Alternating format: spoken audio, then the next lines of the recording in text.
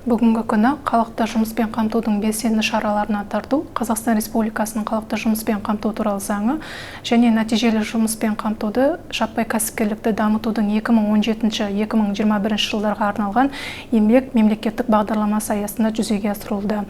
Аталған бағдарлама 3 бағытта іске асырылады. Бірінші бағыт ол техникалық және кәсіптік білім беру, қысқа мерзімді кәсіптік оқыту. Екінші бағыт жаппай кәсіпкерлікті дамыту. Үшінші бағыт жұмыспен қамту және еңбек ресурстарының ұтқырлығын арттыра отырып, еңбек нарығын дамыту. Жалпы бағдарламаның екінші бағыты ол жаппай кәсіпкерлікті дамыту үшін біздің бағдарламаның шеңберінде бұл қайтарымсыз негізде 200 айлық есептік көрсеткіште мемлекеттік гранттар ұсынылады және де жеңілдетілген шарттармен микрокредиттер, сондай-ақ кәсіпкерлік негіздеріне оқыту жобасы, бастау бизнес жобасы аясында жүзеге асырылады. Үміткер ең алдымен бастау бизнес жобасына қатысу үшін өзінің тұрғылықты мекен-жайы бойынша халықты жұмыспен қамту орталығы немесе азаматтарға арналған мемлекеттік корпорация, сондай-ақ электронды портал арқылы өтінім қалыптастырады. Жұмыссыз және өзін-өзі жұмыспен қамтыған азаматтарға кәсіпкерлік негіздерін дамыту үшін қайтарымсыз негізде гранттар ұсынылады, сондай-ақ жеңілдетілген несиелер ұсынылады. Кәсіпкерлік негіздеріне оқыту бастау бизнес жобасы аясында жүзеге асырылады. Қазіргі таңда Атамекен ұлттық кәсіпкерлер палатасымен бірлесіп бастау бизнес жобасы жүзеге асырылуда. Аталған жобаға жұмыссыз азаматтар және жұмыспен қамтыған азаматтардың жекелеген санаттары қатыса алады. Ең алдымен үміткер тұрғылықты мекен-жайы бойынша халықты жұмыспен қамту орталығы немесе азаматтарға арналған мемлекеттік корпорация, сондай-ақ электрондық үкімет веб-порталында жеке кабинет арқылы өзінің өтінімін қалыптастырады. Одан ары қарай Атамекен академия ақпараттық жүйесінде қалыптастырылған өтінім жаңағы халықты жұмыспен қамту орталығы ұсынылған жолдамамен бірге жеке куәлігін қоса беріледі. Аталған оқу ол ақысыз болып табылады қатысушыларға. 25 күнтізбелік күндіз құрайды. Ағымдағы жылы карантиндік шараларды ескере келе бұл оқыту онлайн режимде жүзеге асырылуда.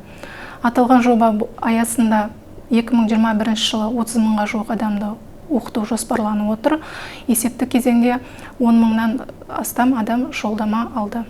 Бастау бизнес жобасы бойынша кәсіпкерлік негіздер оқығаннан кейін 2 түрлі сертификат ұсынылады. Ол оқуды аяқтаған туралы және оқуға қатысқаны туралы сертификат беріледі. Бұл сертификатпен үміткер тұрғылықты мекен-жайы бойынша қайтарымсыз негіздегі 200 айлық есептік көрсеткіштегі мемлекеттік грантқа қатыса алады. Сондай-ақ жеңілдетілген несиелерге үміткер бола алады.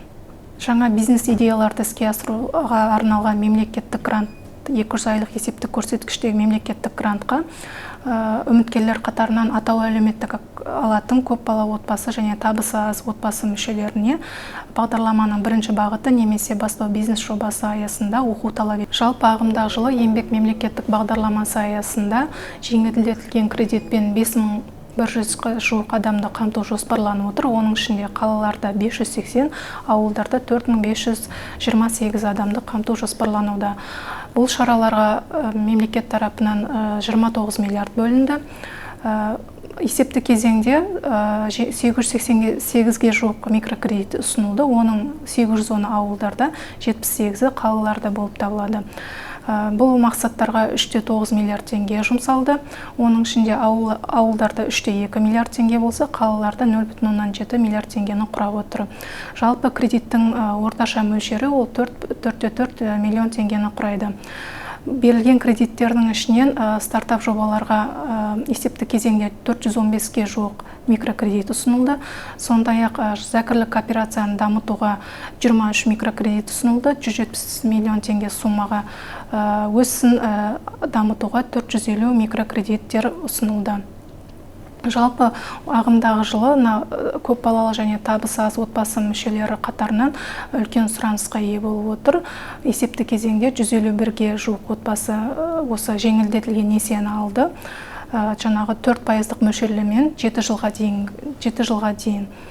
Сондай-ақ егерде экономиканың салалар бөлінісінде айтатын болсақ, жаңағы ауыл шаруашылығын дамытуға 673 микрокредит ұсынылса, сауда және саттық саласына 307 миллион теңге суммаға 52 микрокредит ұсынылып отыр.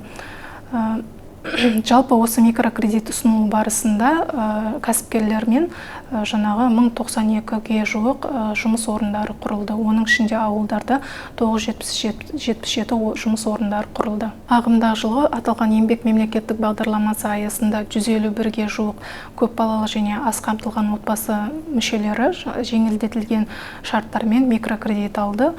6% мөлшерлемемен 7 жылға дейін. Негізгі бизнес жобалар бұл жаңағы нан пісіру, тігін және сән салоны салаларына жұмсалды. Жалпы азаматтар осы республика бойынша іске асырылып жатқан мемлекеттік бағдарлама еңбек бағдарламасына қатысу арқылы көлеңкелі экономикада қалып қойған өзін-өзі жұмыспен қамтыған азаматтардың қызметін заңдастыра алады. Бұл ретте бірыңғай жиынтық төлем төлеу арқылы дара кәсіпкер ретінде өз қызметін заңдастырумен ол мемлекеттің әлеуметтік қамсыздандыру шараларына қатыса алады. Жалпы республика бойынша іске асырылып жатқан нәтижелі жұмыспен қамтуды және жаппай кәсіпкерлікті дамытудың 2017-2021 жылдарға арналған еңбек мемлекеттік бағдарламасына қатыса отырып, жұмыссыз азаматтар және Қазақстан Республикасының үкіметінің қаулысымен айқындалған азаматтардың жекелеген санаттары олар жаңағы дара кәсіпкер ретінде тіркеле келе бірыңғай жиынтық төлем төлеу арқылы өздерінің жеке істерін кеңейтеді. Аталған мемлекеттік бағдарлама аясында қайтарымсыз негізде 200 айлық есептік көрсеткіште мемлекеттік гранттар ұсынылады. Сондай-ақ жеңілдетілген шарттармен микрокредиттер беріліп отыр. Мәселен, 2020 жылы елімізде болған ковид пандемиясына байланысты мемлекет тарапынан қосымша қаражаттар бөлінді. Айта кететін болсақ, 2020 жылы жалпы 12.746 микрокредит ұсынылды. Оның ішінде әйелдерге 4.721 микрокредит берілсе, азаматтардың әлеуметтік осал топтарына, оның ішінде мүгедектердің арасынан 93 микрокредит ұсынылып отыр. Еңбек мемлекеттік бағдарламасы аясында жұмыспен қамтудың белсенді шараларына қатысу үшін үміткер тұрғылықты мекен-жайы бойынша халықты жұмыспен қамту орталығына, өңірлердің кәсіпкерлер палатасына және ауыл аймақтарындағы ауыл тұрғындары ауыл әкімдеріне жүгіне алады. Сондай-ақ жалпы бағдарламаның барлық мемлекеттік қолдау шаралары туралы толық ақпаратты біздің министрліктің ресми сайтында, сондай-ақ электрондық еңбек биржа порталында таныса алады.